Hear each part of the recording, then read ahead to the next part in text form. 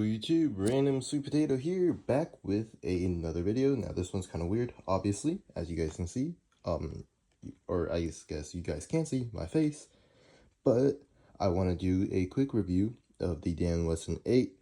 From my knowledge, the main difference between the 8 and the other models, other than the really obvious super long barrel, is the reload system, or I guess the cylinder release, and the color scheme.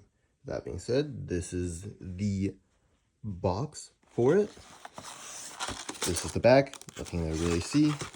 This side, if you guys really care for it, I don't. So I'm gonna do just really quickly.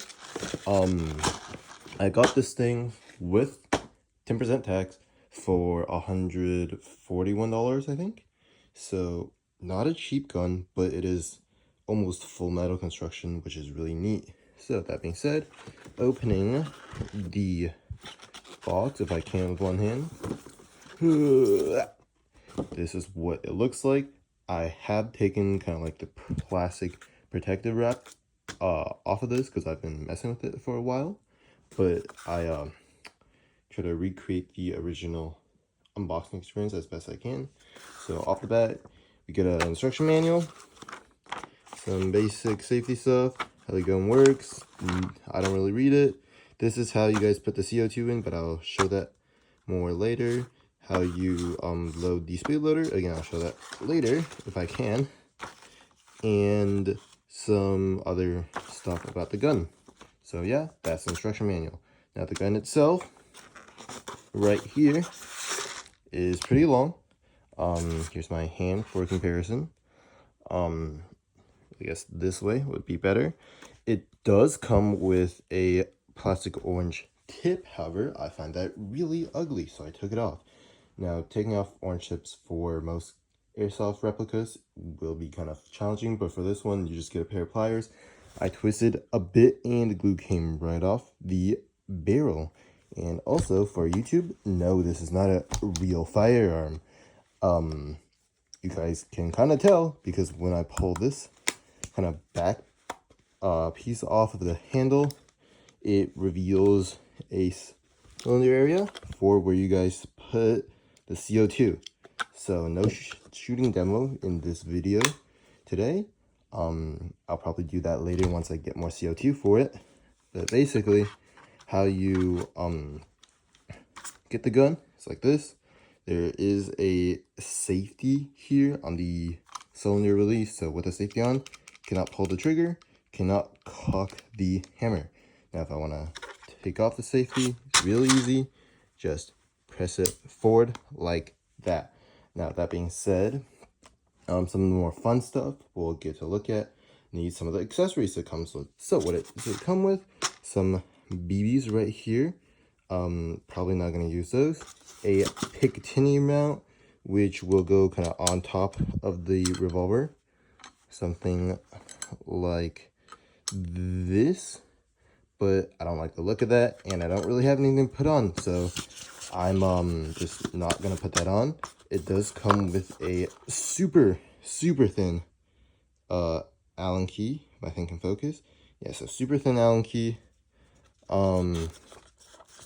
that I think is used to attach the big Danny rail. I'm not too sure, haven't really looked into this. It comes with 6 of these metal shells. Now, one thing I will note, it does come with 6. It is hella expensive to get more of these metal shells. At least from what I can tell, it was, I think for just 6.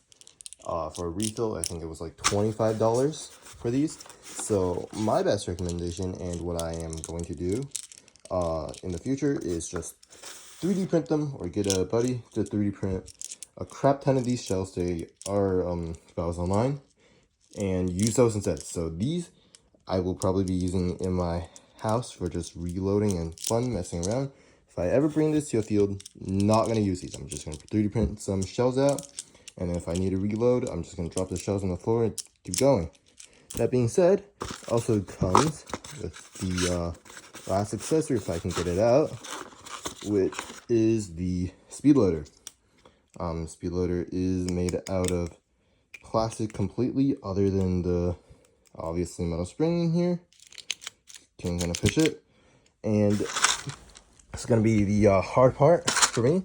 So I'm gonna kind of use this to hold my speed loader like this. This is not what it's meant for, but I'm gonna use it to hold my speed loader.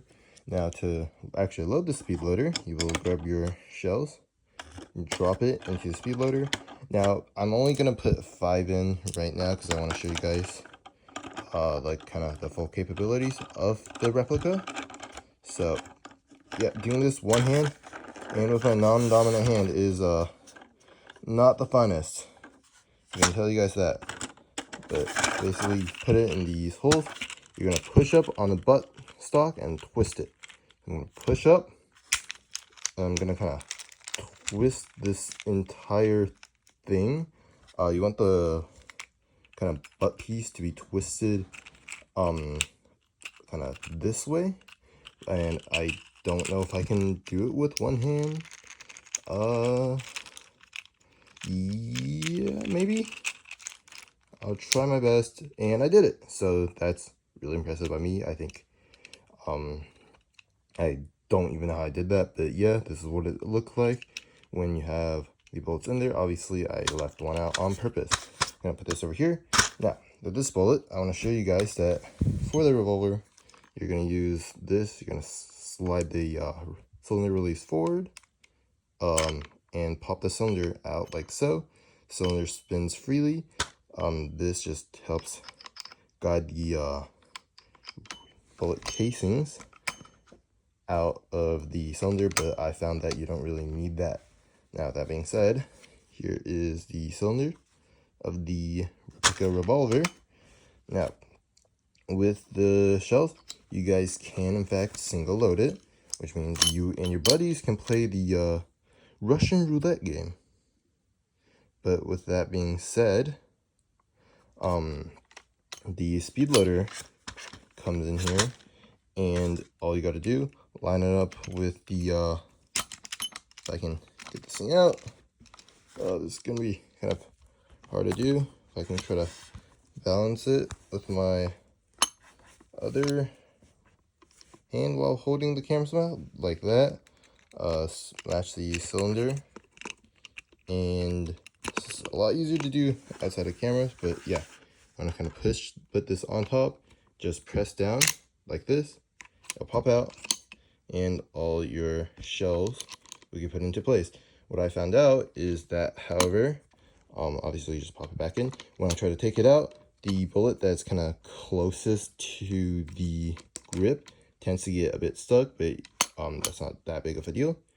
Pop the cylinder back in like so. Now, this is a double action revolver, which means that you can either pull back the hammer and then click to fire, or just grab the trigger and click to fire. It does rotate the cylinder counterclockwise whenever you either cock the hammer back or when you press the trigger. What I haven't tested out is if, actually depriming the revolver like this works. I'm guessing it does. I'm not too sure though, but in an actual revolver, I'm pretty sure you just deprime it by grabbing the hammer, pulling it all the way back so there's a bit of wiggle room here, pressing the trigger and letting the hammer go back slowly, just like that, to deprime it. And yeah, so this is a kind of quick review of the Wesson number 8. Hope you guys liked it, and I'll see you guys in the next video. Take care, everyone.